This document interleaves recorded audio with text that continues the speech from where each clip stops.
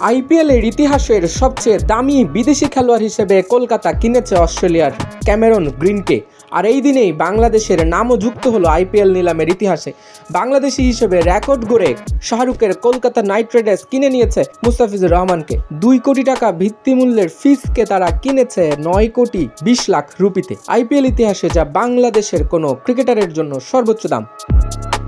নিলাম শুরুর সময় 2 কোটি রুপির ভিত্তিমূল্য ছিল বাঁহাতি পেসার মুস্তাফিজুর রহমানের। নাম উঠতেই আগ্রহ দেখায় চেন্নাই সুপার কিংস, যে দলের হয়ে তিনি খেলেছেন গত মৌসুমেও। তবে শুরু থেকেই আগ্রাসী বিট করে কলকাতা নাইট রাইডার্সও। চেন্নাইয়ের সাথে সরাসরি লড়াইয়ে নামে কেকেআর। মাঝপথে দিল্লি ক্যাপিটালস ঢুকলেও 4 কোটির বেশি উঠতেই তারা সরে যায়। আর শেষ পর্যন্ত ধোনির চেন্নাইকে পেছনে ফেলে 9 কোটি 20 লাখ রুপিতে মুস্তাফিজকে দলে নেয় কলকাতা নাইট রাইডার্স।